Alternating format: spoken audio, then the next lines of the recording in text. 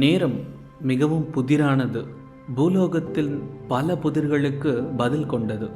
நேற்று, இன்று, நாளை என்ற முக்காலத்தையும் தன்னுள்ளே அடக்கியது. நல்லவன் கெட்டவன் என்ற பாகுபாட்டை இவனுக்கு வகுத்தவன் மனிதன். எந்நேரத்தில் எதை செய்தால் அது நன்மையில் முடியும் என்று இவனை கணிக்க பழகியவன் மனிதன். ஒரே வார்த்தையை ஒரே பொருளில் ஆனால் வெவ்வேறு நேரத்தில் உச்சரிப்பதன் பலன் கண்டு, விளைவுகள் கண்டு அதற்கு ஏற்றாற்போல வாழ பழகியவன் மனிதன். ஒரு மனிதனின் வாழ்வில் பிறருக்கு அவரால் கொடுக்க முடிந்த மிகப்பெரிய பரிசு அவரின் நேரம்தான். நதியில் விழுந்த ஒரு துளி நீரை எப்படி ஒருவரால் தன் வாழ்வில் மீண்டும் காணவே முடியாதோ, அதே போலத்தான் நேரமும். சரியாக செலவிட்டவர் எல்லாம் செல்லும் வழி எங்கெங்கும் மேன்மை பெறலாம்.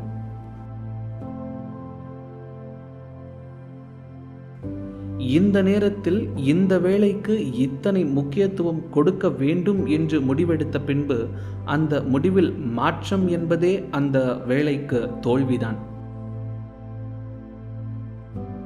நேரத்திற்கு சரியாக மதிப்பு கொடுக்காதவர்கள் வாழ்வில் முன்னேறுதல் என்பது கேள்விக்குரியே.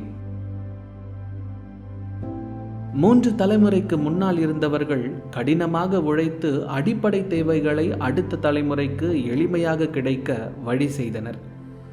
2ஆம் தலைமுறை அத்தனை கடினங்களை சந்திக்கவில்லை எனினும் அடிப்படை தாண்டி சில வசதிகளுக்காக உழைத்து அந்த வசதிகளுக்கு மதிப்பளித்து அது அடுத்த தலைமுறைக்கு கிடைக்க வழி செய்தனர். 3ஆம் தலைமுறை சென்ற 2 தலைமுறையின் உழைப்பின் ஊதியத்தையும் சுகமாக அனுபவித்து வாழ பழகினர்.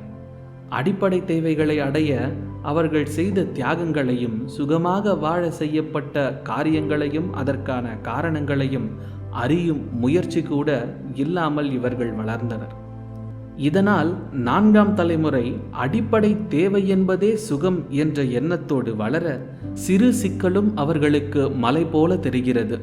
வாழ வேண்டும் என்ற ஒரே நோக்கத்தில் மலைகளை குடைந்து வீடாக்கிய கதைகளெல்லாம் மறந்து, 3 வேளை நல்ல உணவிற்காக ஆண்டு முழுவதும் சேற்றில் இறங்கி செய்த உழவின் மகிமை மறந்து, மணிக்கணக்கில் அலுவல்கள் செய்து சொந்தம் கொண்டாட சேர்த்த சொத்துக்களுக்கு பின்னால் வரலாறு அறியாது, இன்பம் மட்டுமே வாழ்க்கை, வைப் மட்டுமே வேலை என்று ஒரு சமூகத்தை நாம் உருவாக்கிவிட்டோம்.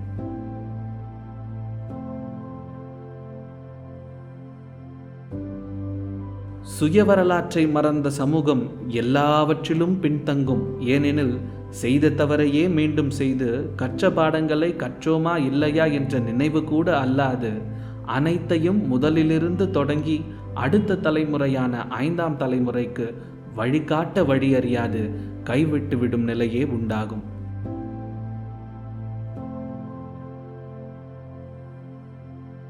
அவர்கள் மீண்டும் முதல் தலைமுறையைப் போலவே அடிப்படைக்கு உழைக்க வேண்டும். மீண்டும் தலைமுறைகள் கடந்து சொகுசு காணும் 4ஆம் தலைமுறை வரை போராடி உழைத்து சுகித்து 5ஆம் தலைமுறை வர மீண்டும் மீண்டும் என்று இதே சுழலில் சுழன்று கொண்டே இருப்பர். ஒவ்வொரு தலைமுறையும் அடுத்த தலைமுறை எங்களைப் போல் இல்லை என்று நொந்து கொள்வதோடு நின்றுவிடாமல், ஒவ்வொரு தலைமுறையும் மூத்த தலைமுறையினர் எந்நேரமும் புலம்புவதாக நினைக்காமல், ஒருவருக்கொருவர் சிறிது வரலாற்றை பகிர்ந்து, ஒவ்வொரு தொழிலின் காரியம் என்ன, காரணம் என்ன என்பதை உணர்த்தவும் உணரவும் நேரம் செலவிட்டால், ஒவ்வொரு முறையும் 4ஆம் தலைமுறையிலிருந்து மீண்டும் தொடங்கும் சுழற்சி 6ஆம் தலைமுறை நகர சிறிது வாய்ப்புள்ளது.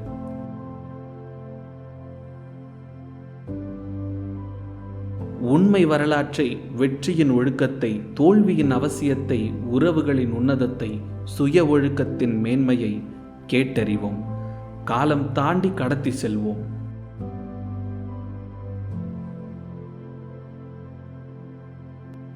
அர்ப்பணிப்பு என்பது வெறும் ஆரம்பம் மட்டும்தான்.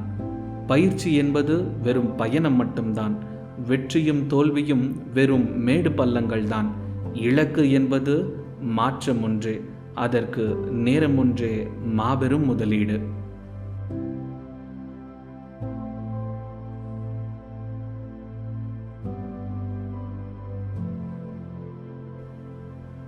எவன் கேட்டு நான் சொல்ல வரலாறு வேண்டிய கதை, எவன் கெட்டு நான் மறைக்க தேவையற்ற பிழைகள் எவை?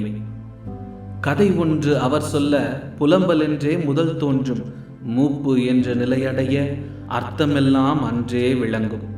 வரம் கேட்ட கதையெல்லாம் சொல்லும் விதி ஒன்றே, வரம் சாபம் இவை இரண்டும் ஒன்றே அன்றி மாற்றமில்லை. நேரம் சிறிது அவன் கொடுக்க மதிப்பளிக்க மனம் வேண்டும், சுழல் முடிந்து மறுசுழலில் முதலீட்டாய் அதுவே மிஞ்சும்.